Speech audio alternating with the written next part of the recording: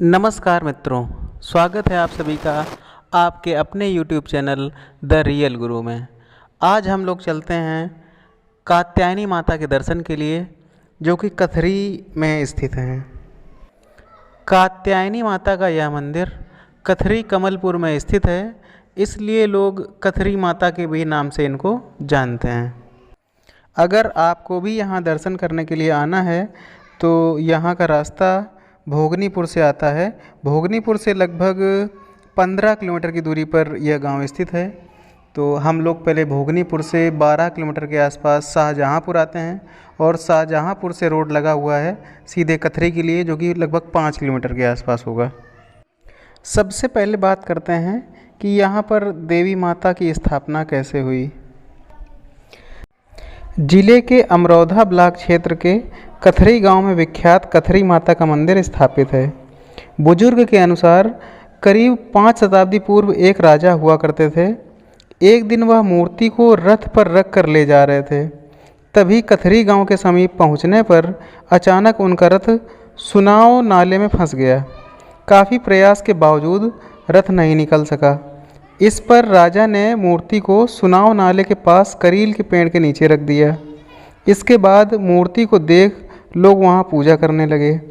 एक दिन माता कथरी देवी ने गांव के रामादीन को सपना दिखाया और वह मूर्ति को गांव के समीप स्थापित करने के लिए बोली। रामादीन ने वैसा ही किया। गांव के लोगों के सहयोग से एक टीले पर स्थापित कराकर चारदीवारी बनवा दी गई।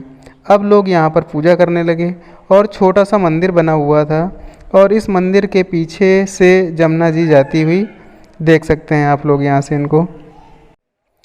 बहुत सालों तक ऐसा ही चलता रहा। एक छोटा सा मंदिर बना था और यहाँ पर नवरात्र में काफ़ी भीड़ लगती है और यहाँ पर जो लोग जवारे होते हैं वो सारे लोग यहाँ पर जवारे लेकर आते हैं। और उसके काफ़ी समय के बाद जब अंग्रेजी शासनकाल आया तो अंग्रेजी शासनकाल के समय शाहजहाँपुर के जमींदार पंडित गाजाधर के कोई संतान नहीं थी। संपत्ति को लेकर काफ़ी परेशान थे। जब उन्होंने माँ कात्यायनी की महिमा के बारे में सुना तो उन्होंने माता से संतान की मनौतियाँ मांगी। कुछ दिन बाद उनकी मन्नत पूरी हुई तो उन्होंने माता के मंदिर का निर्माण कराया।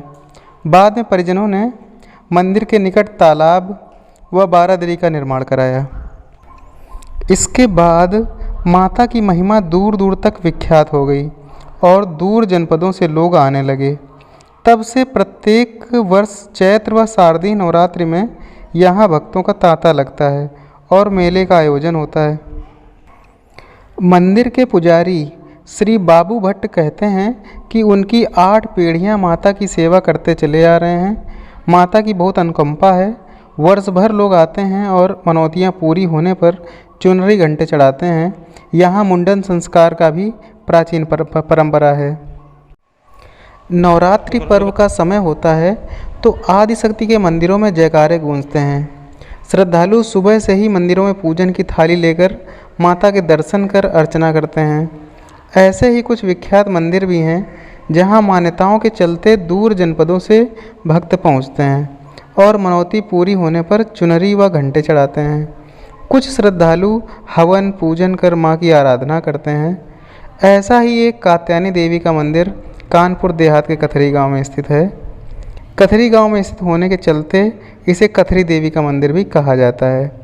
इस मंदिर की अलग अलग मान्यताएं हैं। यहाँ वर्ष भर श्रद्धालु आते हैं। यहाँ मुंडन संस्कार की परंपरा है। इस मंदिर का बहुत प्राचीन इतिहास भी है। लोगों की मनौतियाँ पूर्ण होने की वजह से यहाँ नवरात्रि में सैलाब उमड़ता है। कात्यायनी देवी भी दुर्गा जी का ही एक रूप हैं और इनकी कथा के बारे में कहा जाता है कि कात्यायन ऋषि की तपस्या से प्रसन्न होकर वरदान मांगने पर माँ दुर्गा ने उनके कुल में जन्म लिया था। इससे उनको कात्यायनी नाम से जाना गया। नवरात्र में छठी के दिन उनके इसी रूप की पूजा की जाती है। यह मंदिर जमुना नदी के किनारे बना हुआ है और काफ़ी यहाँ पर बीहड़ भी है। इसलिए यहाँ पर ऐसा भी लोग बोलते हैं कि यह मंदिर बेहद प्राचीन है। हालांकि इसका कोई ऐतिहासिक प्रमाण उपलब्ध नहीं है। यह मंदिर बीहड़ के डाकुओं का आस्था का बड़ा केंद्र रहा है और पुलिस की कड़ी चौकसी के बीच यहाँ सबसे पहले ध्वज चढ़ाने की डाकुओं की कई कहानियाँ भी प्रचलित हैं। सांसद बनने के बाद फूलन देवी भी यहाँ पूजन करने आई थी।